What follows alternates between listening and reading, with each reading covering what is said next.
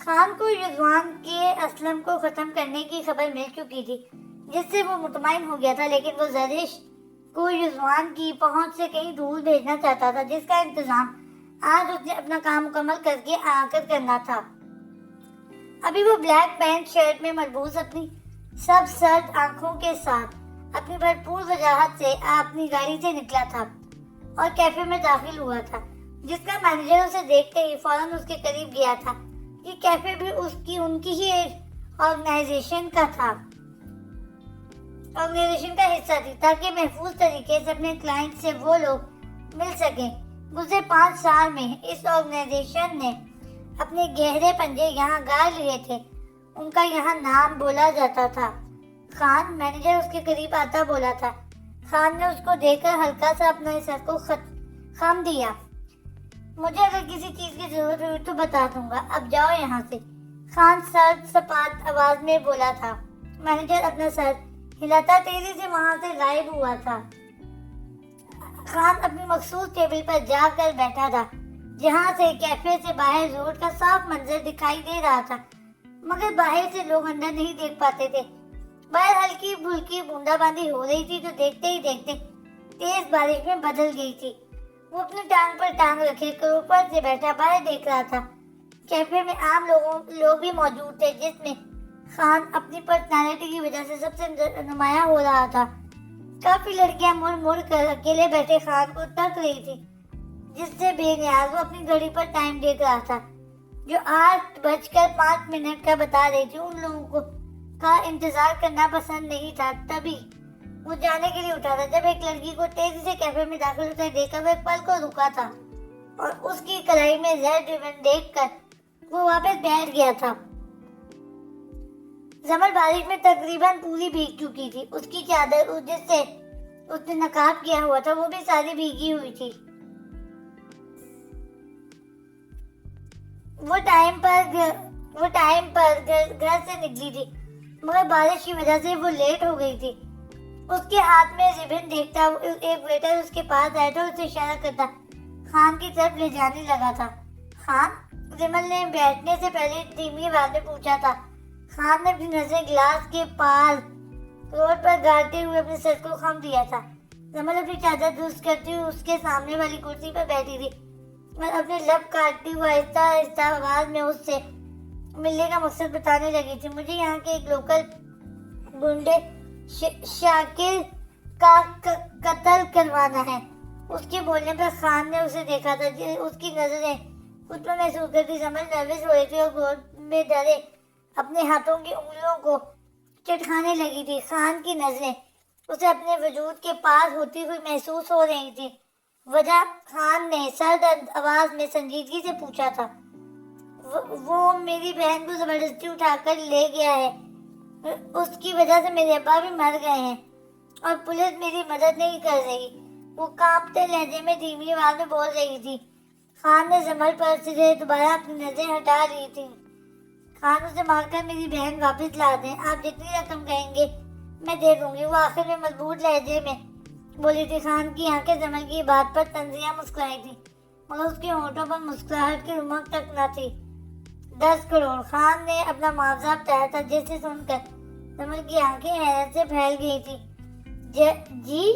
زمل نے زبان سے اپنے ہونٹوں کو تر کرتے بے یقینی سے اس کو دیکھا تھا۔ اتنے پیسے تو وہ ساری زندگی بھی جمع نہیں کر سکتی تھی۔ خان کو 1 منٹ لگا تھا یہ جاننے میں کہ رضوان جو لڑکی لایا ہے وہ زمل کی بہن ہے۔ اب وہ آسانی سے اس لڑکی کو رضوان کی زندگی سے غائب کر سکتا تھا۔ وہ ایک تیر سے 2 نشانے لینے لگا تھا۔ کل صبح تک تمہیں تمہاری بہن مل جائے گی، مگر 2 گھنٹے کے اندر اندر تمہیں یہ شہر چھوڑ کر جانا ہوگا اور دوبارہ یہاں واپس آنے کا سوچنا بھی مت۔ اس کے بدلے میں تمہارا کام 1 لاکھ میں کر دوں گا، خان نے سنجیدگی سے کہا تھا۔ زمل نے حیرت اور خوشی کے ملے جلے تاثرات سے خان کو دیکھا تھا۔ حیرت دونوں آنکھوں میں ابھرتی خوشی کو خان نے گہری نظروں سے دیکھا تھا، پھر اپنا سر جھٹک کر اپنی نظروں کا رخ موڑ گیا تھا۔ تیری آنکھیں، یہ غزل ہے اس کے۔ تھینک یو، وہ خوشی سے بولی تھی۔ وہ ویسے بھی لاہور اپنی پھپھو کے پاس جانے کا سوچ رہی تھی، اس لیے اس کا کل ہی لاہور جانے میں مشکل نہیں ہوگی۔ खान उसे एक नजर देखता उठ के वहां से खामोशी से चला गया था। जो जमल जो उससे पूछने वाली थी कि वो इस रकम को कहाँ दे, मगर खान के जाने पर वो भी खामोशी से उठ गई थी। युजवान ने शाम को ही सारे निकाह के इंतजाम करवा लिए थे। उसने खान को अपने निकाह की मालूमात नहीं दी थी, क्योंकि उसे था कि उसका निकाह कभी नहीं होने देगा खान। इसलिए उसने सबसे छुप कर उसका सारा इंतजाम किया था। जरिश का एक सादा सा जोड़ा और साथ एक काली चादर उसने भिजवा दी थी। जरिश भी नाक मुंह चढ़ाकर अपने कपड़े बदल कर तैयार बैठ गई थी। उसे जमल और रब्बा की शदीद याद आ रही थी। उसके पास गुल नामी मुलाजमा बैठी थी। जब युजवान के साथ कुछ लोग रूम में आए थे, निकाह के जाबो मराहिल के वक्त जरिश ने चिल्लाते हुए कबूल है कहा था। जरिश वल्द अलीमुद्दीन आपका निकाह युजवान खान वल्द उमर खान से बमा हक में 1 करोड़ रुपया किया जाता है, क्या आपको कबूल है?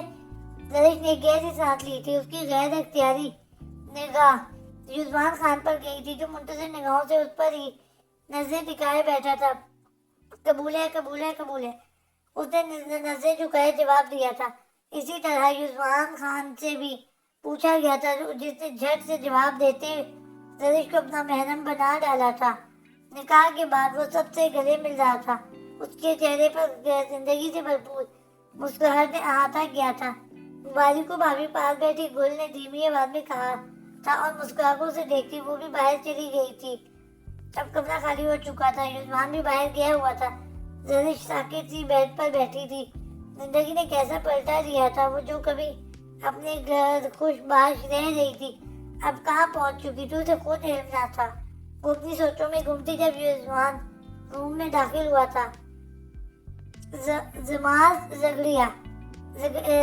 जुगैया मेरे दिल, ये युजवान ने उसे गंभीर लहजे में पुकारा था। जरिश झटके से अपनी सोचों से बाहर आई थी। बेख्याल उसकी निगाहें युजवान से मिली थी। गिरे आंखों में एक चमक साफ दिखाई दे रही थी। वो गहरी निगाहों से इससे काग भरी निगाहों से जरिश को देख रहा था। अब मुझे मेरे घर लेकर जाएंगे? उसकी निगाहों से नर्वस होती धीमे लहजे में बोली थी। मैं अभी आपको लेकर चलता हूँ, पहले अपना चेहरा तो दिखाए। जमाज जगिया जिसका मतलब है मेरे दिल। वो उसकी जानिब अपने कदम उठाता गहरे लहजे में बोला था। उसकी बात पर वो सिमट सी गई थी।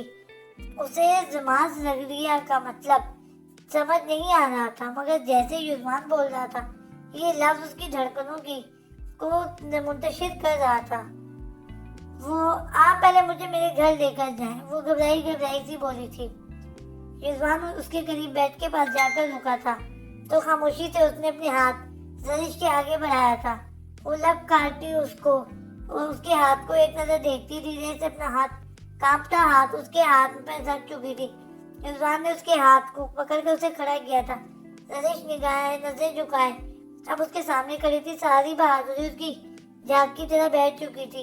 युजवान ने उसकी थोड़ी के नीचे 2 उंगलियां रखते उसका चेहरा ऊपर किया था, जिससे उसकी निगाहें युजवान खान से मिली थी। ये जरिश युजवान खान, अगर आपकी इजाजत हो तो आपका चेहरा देखने का मुंतजिर हूँ, वो धीमे मगर गहरे लहजे में बोल रहा था। उसने लब काटते अपने चेहरे से नकाब हटाया था और अपनी खाली निगाहें झुका ली थी। युजवान उसके चेहरे को देखते साकित सा खड़ा था। बेख्तियार उसने जरिश के चेहरे पर झुकते उसकी बेदाग चमकती पेशानी पर अपने तशना लब रखे थे। एक सुकून सा युजवान को अपने अंदर उतरता महसूस हुआ था। युजवान का लम्स महसूस करते हुए जी जान से कांप गई थी। वो उससे पीछे हटा था और अपनी जेब से उसने एक लॉकेट निकाला था, जिस पर छोटे लफ्जों में जमाज जगिया लिखा हुआ था। उसने आंखें बंद किए खड़ी जरिश के कंधे से चादर हटाई थी और लॉकेट उसके गले में पहनाया था। उसका नाजुक वजूद युजवान की उंगलियों का लम्स महसूस करते हुए होले होले लरज रही थी। उसके गले में लॉकेट पहनाकर वो पीछे हटा था जब उसका अचानक फोन रिंग हुआ था।